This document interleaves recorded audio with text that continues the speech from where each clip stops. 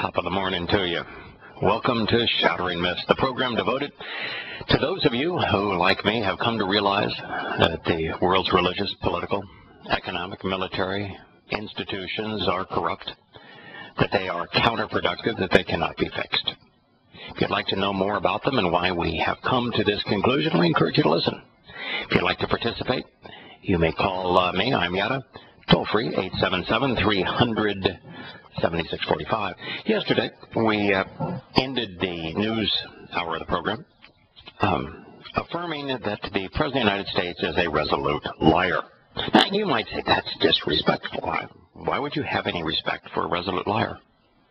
I mean, just because he was elected by idiots, absolutely ignoramuses, for a second term of president doesn't mean I need to respect him. I have no respect for the office. I have no respect for the man. He lies most of the time. I would say that if somebody continuously chooses to makes the choice to lie, that's them disrespecting me. I'm not somebody's parents. You can tell me the truth, and I'm not going to ground you or punish you. I'm reasonable enough to where I'm probably not going to beat you up. No, I might disagree with you. I might disagree. But if you're going to constantly lie to me, say that, for example, you're in favor of free enterprise when everything that you speak about is command and control from each, according to their ability, to each, according to their need, you're a communist. So let's not pretend to be supporting free enterprise. Let's not pretend to understand economics when you haven't even worked at a McDonald's. Never worked for a private business in your life. When you say something along the lines of, that business, you didn't build that alone, that tells me right there that you have no idea what people... No idea. You've never made a payroll. You've never dug into your own pocket to make an investment in a business. You've never written a business plan and executed it. You've never done any of those things. You have no right to be talking about the economy, much less running it. So the idiots that elected you, shame on them. But that's not why I'm calling him a liar, of course. In this particular case, after telling us that the Islamic State was not Islamic, and then bombing the number 2 leader of the Islamic State in an Islamic mosque while he was praying, and at the same time that the head of the Islamic State, who is an Islamic imam, demonstrated that all Muslims must engage in violent jihad, or Allah will see to them that they are tortured in hell. He cited the Quran over and over and over again, never misquoted it, didn't take passages out of context. He demonstrated using the Quran that the Islamic State's behavior is wholly and completely consistent with the Quran, and that any alternative to what the Islamic State is doing is wholly and completely inconsistent with the Quran. So makes the Abominator a complete liar when he says the Islamic State is not Islamic, and then he says they're not a state. Well, if they're not a state, then what are they doing controlling areas of the Middle East that are larger than most every Middle East country? I mean, they're controlling areas that are larger than Kuwait, larger than Qatar, larger than any of the United Arab Emirates, larger than Lebanon, larger than Jordan. The areas that they have under their control that they are governing are larger than most of the Islamic states. But most recently, the Abominator, after telling us that America has never and will never be at war with Islam, both of which are lies, told us that when he would send thousands of troops into Iraq, that those troops would only train the Iraqi defense forces. Well, that turned out not to be true, because we're spending most of our time trying to rally the Iranian Shiite militias because the Iraqi defense forces are a waste of time. And he said, we would not have boots on the ground. This is not a mandate for us to put the boots on the ground in Iraq or in Syria. And then he launched a boots on the ground raid in Syria. But I guess it's okay because we got a bad guy, or so we say. When the news came out, it was supposed to be the number 2 leader of the Islamic State, and by the time that they had shuffled the deck of cards, they said, well, he was a sort of high up. But the news was that we have crippled their capability. It was a major blow that the Abominator and his military struck on behalf of the good guys fighting the Islamic State. And what's happened since then? The Islamic State has captured Palmyra, but far more important, they have captured Ramadi. I have said on this program at least 1,000 times that if you choose to use weapons of war, bullets and bombs, to fight Islamic militancy, you will always make the situation worse. Everything you do, everything, every bullet you shoot, every bomb you drop will be counterproductive. That's exactly what we have experienced now for 14 years. It's 2015. We're a few months away from the anniversary of our debacle in the sand, when we decided to invade Afghanistan and Iraq, where at the time I begged America, doing thousands of radio shows, writing hundreds of articles and nearly a score of books on why that would turn out exactly as it did. Begging America, don't do this. This is stupid. This is counterproductive. Turned out exactly that way. When you declare war and you begin fighting against a religion that was born of war, was born to fight, where Muslims have no reason to live, only a reason to die, all you do is play directly into their hands. You can't resolve this problem with bullets and bombs. You can't pretend to be pro-West and equip and train Iranian-inspired, Iranian-led militias in a war against Sunni Muslims. You can't pretend to be training Sunni Muslims to go fight Shia Muslims. You can't arm both sides and expect a peaceful result. We invaded Iraq. We broke the country. We removed from power the Middle East's best dictator. Yeah, it was a bum. Welcome to the world of Islam. He happened to be the most anti-Islamic terrorism, most anti-Islamic fundamentalist in all of the Islamic world. There was no terror perpetrated in Iraq when he was head. Christians lived there in security. Persians, the Zoroastrians, lived there in security when he was president. There were churches. There were shrines. Now they don't exist anymore. The Yazidi sect of Zoroastrians have been enslaved, robbed, and pummeled, and the Christians have been annihilated. All because we invaded Iraq and made a bad situation worse. And now a country that had previously, under Saddam Hussein, experienced one or two very minor terrorist attacks each year, experiences scores of major terrorist attacks every day. If our goal in Iraq was to diminish Islamic terrorism, was to fight Islamic terrorism, then I got news for you. We not only poured fuel on that fire, we lit the match. And now we're fanning its flames. There is nothing we could have done that was more counterproductive than what we did. And yet America is unapologetic, hasn't learned a twit. So now the Abominator, lying again, saying he wouldn't send boots in the ground, sends in troops to get a Islamic militant from the Islamic State, and the first thing that happens thereafter is the Islamic State captures Ramadi, and they capture Palmyra. The raid in Syria This is the article that was written on it. I should say, President Obama has said that the U.S. forces, which have been conducting airstrikes against the Islamic State in Syria and in neighboring Iraq, will not enter either of those countries in a ground combat role. But that's exactly what we did. He lied. And he knew that he was lying at the time. Although several U.S. troops were in our training, or several thousand U.S. troops are training Iraqi forces. By the way, they're training Shiite forces. They're arming Shiite forces. The administration has said that there are none in Syria. They lied.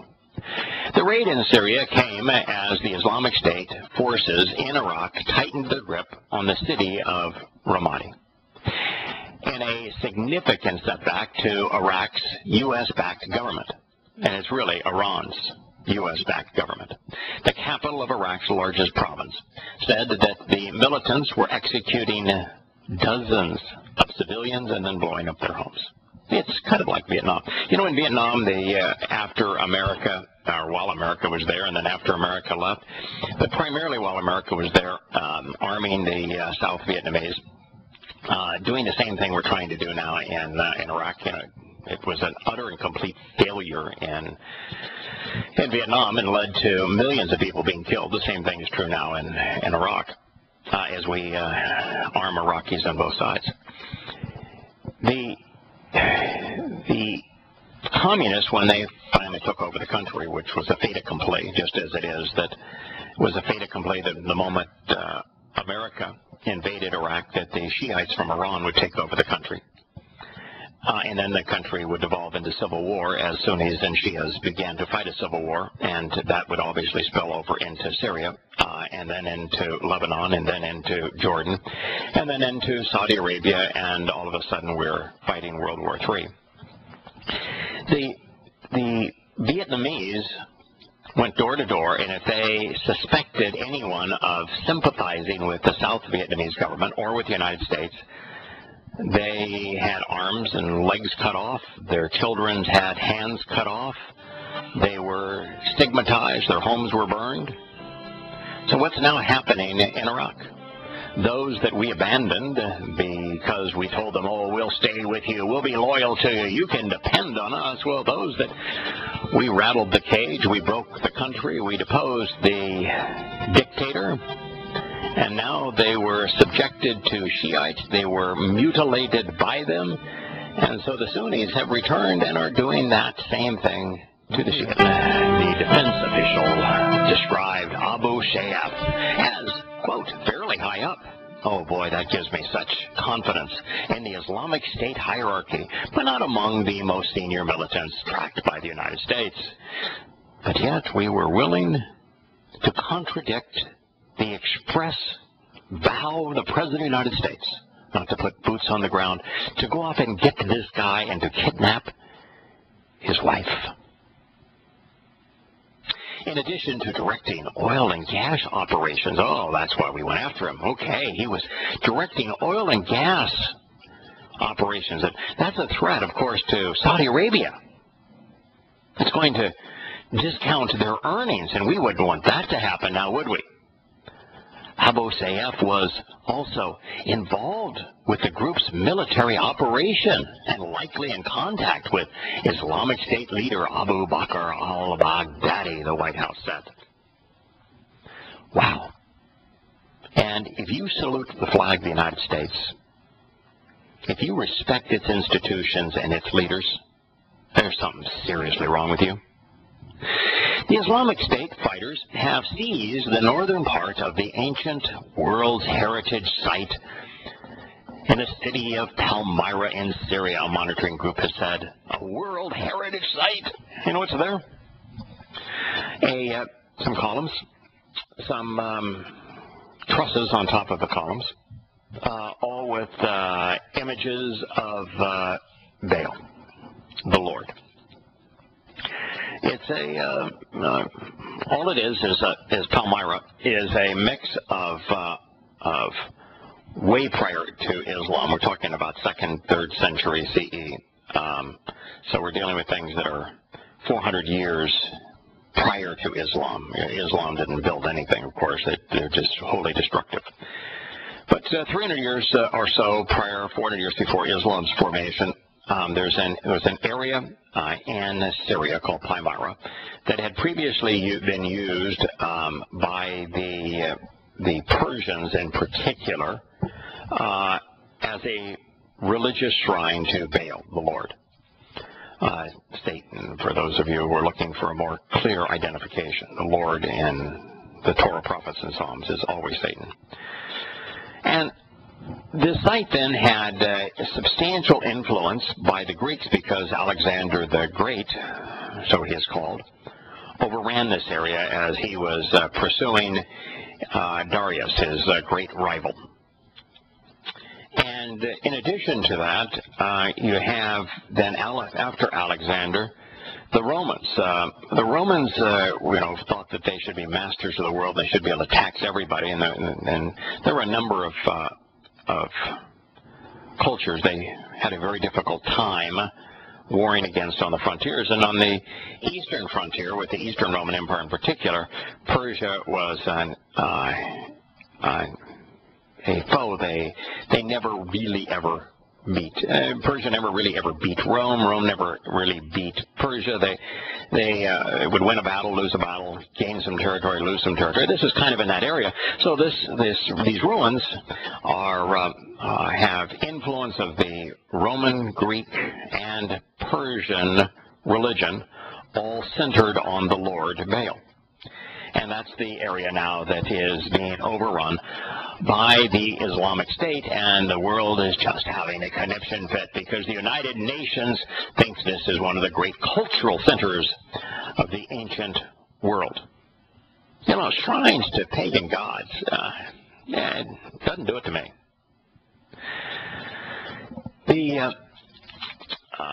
Syria's antiquities chief said that hundreds of statues had been moved to safety. However, the fighters had not yet reached the ruins, and yet they were battling throughout the 2nd century area where the Greco-Roman traditions had mixed with Persian influences, according to the article. Militants have seized oil and gas facilities in the region. Capturing the city would also be an important strategic gain, says the BBC Arab Affairs analyst Sebastian Usher. Thank you for stating that, because I don't think we'd have been able to figure it out on our own. Turning the page to the following day, the strategic Iraqi city. It's not just strategic this time. This is the capital of the largest province in Iraq, the city of Ramadi. It has fallen to the Islamic State after government forces abandoned their positions. Police and military made a chaotic retreat after days of intense fighting. Prime Minister Haider al-Abadi had ordered troops to stand their ground, saying that he was deploying Shia militia into the city. See, the Prime Minister is directing Iranian troops. That's the mess that we have created. There's more to know about this, and all of it is hideously bad. Exactly what we promised would occur. As I've stated, Ramadi is the capital of Iraq's largest province, which is called Anbar, and it's just 70 miles west of Baghdad. A statement purportedly from the Islamic State said that its fighters had purged the entire city. Purged. Isn't that an interesting term? They didn't capture, they weren't occupying, they had purged. Which means that if scores were killed, then the vast preponderance of the people had to have been Sunni Muslims, which is the case. So you've got a Sunni militia purging the city of Shias and of Sunnis that sympathized with the Shias, is precisely what has happened here. A very well-placed source said that the Islamic State had taken the 8th Brigade Army base, along with tanks, missile launchers, and other weapons previously belonging to the United States that were left behind by the United States Shia domestic army. Remember when Mosul happened? What happened with the capture of Mosul was that the Islamic State, using Iraqi Sunni army officers in their merge between Petraeus's awakening program and al-Baghdadi's the Islamic State in Iraq, all of a sudden became a legitimate army. Legitimate army. They were fighting in tank formations. They had artillery. They had rocket launchers. They had surface-to-air missiles. They had all manner of guided missiles. All of a sudden, they were a formidable army because they captured the enormous wealth of military weaponry that the United States had left behind and had given to the Iraqi Shia army. But the Iraqi Shia army had used those weapons to pummel the Sunnis. They used Apache gunships to scrape civilians. They used artillery to bomb civilian centers. They used their tanks to go in and blow up and mutilate Sunnis.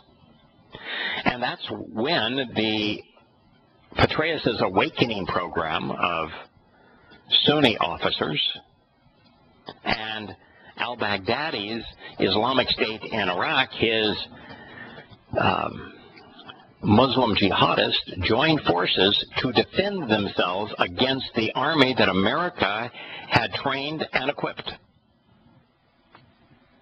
That's how all this began. And the first thing they did was to liberate Sunni areas from Shia atrocities. They started in Mosul. They still control it. And now they've just captured the second largest Sunni town in the largest Sunni district of Iraq, Ramadi. And in so doing, they're now hugely better armed. This is the problem of arming both sides. Providing people with weapons simply exacerbates the problem. The weapons that America gave to the Shia Muslims in the Iraqi military are now under the control of and being wielded by the very Muslims America is fighting a war against. Our own weapons being used against our own weapons. What a mess.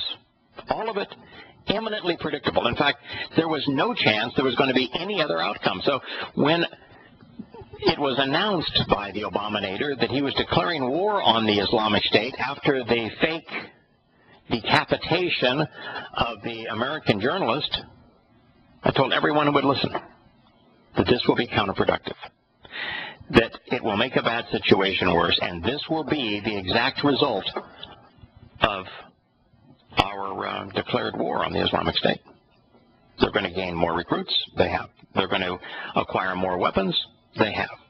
They're going to obtain more territory. They have. They're going to become eminently more popular with Muslims around the world.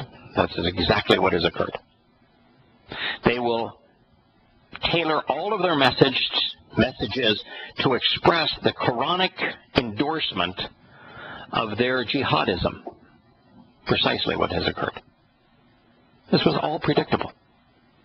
And it's not just that they're going to continue to control large swaths of Syria and Iraq, but this war has been organized because the Iranians are now deploying Hezbollah, and it has been heavily supported and involved by Iran. Iran's defense minister is himself, Iran's defense minister is the individual now who is overseeing the counteroffensive against Ramadi. Iran's defense minister, not Iraq's. Everything that we said was going to happen has happened. It may be worse than what we said, but not by much. And when it was this easy for me to tell in advance exactly what was going to occur, why did the idiots like the Abominator, like Senator John McClown, like Lindsey Graham, why did they commit us to such a counterproductive and foolhardy policy? Why are they still fanning the flames of a war that is counterproductive? What's wrong with us? The way to deal with Islam is to isolate it, is to expose it and to condemn it. Not to talk nicely about it, to expose it for what it is, to condemn it because of what it does, and then to isolate it. Stop supplying weapons. Stop buying anything from them, including oil.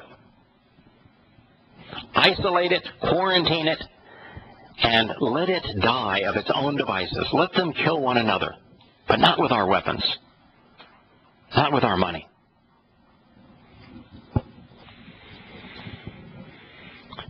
A very well-placed source in the Anwar governor's office told the BBC that Ramadi was now under the full control of the Islamic State. All government troops had withdrawn. A follow-up article. A full-blown humanitarian crisis has developed from the Islamic State's takeover of Ramadi, as an estimated 25,000 Iraqi refugees are now making their way toward Baghdad, seeking food and shelter wherever they can find them, and facing the prospect of being blocked from the capital amid fears their ranks could include militants. Yeah, this is the problem we had in Vietnam, same problem we had when we invaded Iraq and Afghanistan. It is impossible to know who the enemy is. The enemy and your alleged friend, the very people you're allegedly there to protect and to liberate, are indistinguishable from those that you're fighting. That is exactly the nature of Iraq. We pointed that out when America invaded Afghanistan, and then when it was considering invading Iraq. It's impossible to distinguish who is friend and foe. The person you think you're helping is just as likely to hand you a hand grenade as a loaf of bread. A bullet rather than a Snickers bar. And like Vietnam, because of the atrocities that we perpetrated in the Vietnamese, and especially because of the influence of Islam now in Iraq, those that we allegedly were there to help hate us. So we have no friends. It is only, are the adversaries wholly and completely vicious, or are they, do they have enough restraint to say, if we play along here, we're going to be given enormous amounts of money and enormous quantities of weapons. So let's play along with some rhetoric, and let's not just annihilate every American we can. Let's play along. And then we'll be empowered over our religious foes here, and then empowered to impose our will on surrounding countries. That was really all you had. Those who were overtly committed to killing us in Iraq, and those who would play along because of the money and weaponry we were providing, only to turn that weaponry and money against their own and against us. Predictable? Foreseeable? Unstoppable. So now we have a full-blown humanitarian crisis in a country that America broke. The United Nations and other agencies were handing out food, water, and medical supplies along the 60-mile route between the cities. But the situation was worsening amid dwindling supplies and reports of Iraqi army. The Iraqi army was blocking the refugees from reaching the safety of Baghdad. The Iraqi army who retreated from Ramadi because they were too cowardly to fight the Islamic State, and retreated, leaving all of those weapons for the Islamic State to use. They're absolutely willing to turn their weaponry on unarmed civilians. That's the nature of Islam, isn't it? We're full of bluster when we're not engaged, but we only want to fight civilians. They are the very Iraqi army that America is supplying the weapons and money to fund and to equip is the roadblock on people, refugees, finding safety. Now, how in the world you can fix something like that? How is more weaponry? How is more money? How is more gloating and wonderful, inspired verbiage by the John McClown, or Lindsey Graham, or the Abominator, or Hillary Rotten Clinton? How is their rhetoric going to resolve any of that? You know, when your choice is to side with and to arm merciless, repulsive people in their fight against other merciless, repulsive people, the only thing that is known for sure is that you're going to be engaged in the middle of a fight between repulsive, merciless people. I don't know how that's good. I don't know how you twist that somehow to make a good out of those two evils. But nonetheless, that's where we find ourselves. Now the crisis could be coming to a bloody head as the black-clad jihadist army. By the way, you know why they're black-clad?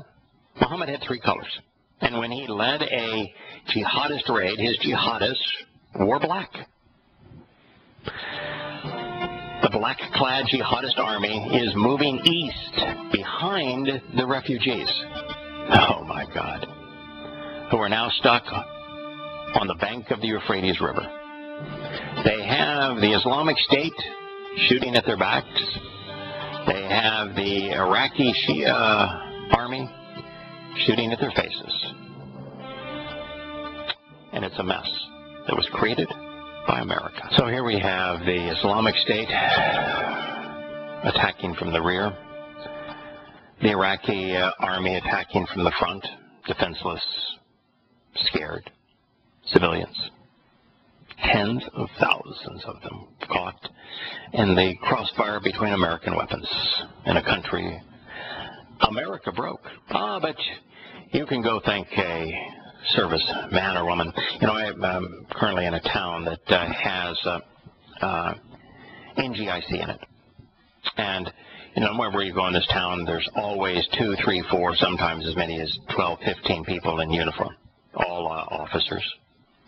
And NGIC is National Ground Intelligence Center, and it exists for one reason, and that is to decide where we bomb, where we send our drones and missiles, who we kill. That's its purpose. It comes up with targets for America to attack. These people are sitting there having a hamburger next to you, having a Cobb salad, and you just look at them and, you know, and everybody wants to, oh, I appreciate your service. No, I want you to go to hell. That's what I want. The idea that you're killing people using my money in my name, my country's name, making bad situations worse, continuing to make the same mistake over and over again. Look at the mess you made. Where's your conscience? Look at the mess you made.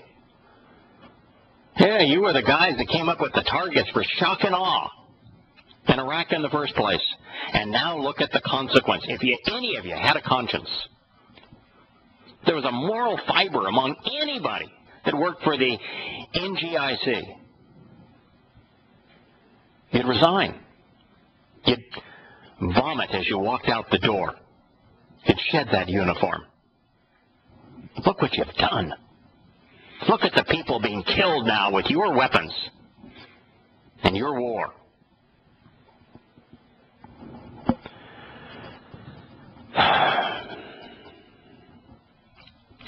Now the crisis, as they said, coming to a bloody head. And those left behind in Ramadi, where the Islamic State is going door to door to root out government sympathizers. We're braced for more fighting as Shiite militias were summoned by Baghdad to help counter the Islamic State and to mount a counteroffensive to retake the city, once home to 750,000 people. Well, that was before we broke it. Even the decision to launch a counteroffensive to recapture the largely Sunni capital of the Anbar province is fraught with peril. Yes, welcome to the world of Islam. Welcome to the world of American malfeasance. The Iraqi army's humiliating defeat there has left Baghdad with little choice but to make a deal with the devil. The battle-hardened and Iranian-backed Shia militias, not backed, controlled, Shia militias that offer the best chance of retaking the city are wholly and completely religious fundamentalists, religious jihadists, and wholly and completely loyal to Iran, not Iraq. The Shia militias, including the formidable Badr Brigade, Shia fighters, you know, the Badr Brigade was the most ruthless foe of America when America occupied Iraq. They were absolutely merciless. They're the ones that orchestrated not only the capture and kidnapping of American personnel, both military and civilian, but they're the ones that would strip them of their clothes and then have women and children beat them with sticks and then would lacerate their bodies, and then they would drag them still alive behind cars along the street as others hit them as they were dragged along, scraping their skin from their body. And then they doused them with fuel, with gasoline, and then they burned them alive. And then they hung their burned carcasses from bridges, where the women and children would spit at them and mock them. Now, this is the group that America's military is now equipping, is now working with, as opposed to in opposition to. That's the mess that we have created. The Shia fighters who sided with Iran during the 1980 Iran-Iraq War are all massing outside of the city, some 70 miles west of Baghdad. Their plan is to go in with the Iraqi army troops and oust the Islamic State, which raised its flag over the city center on Sunday. Oh, there's even worse news.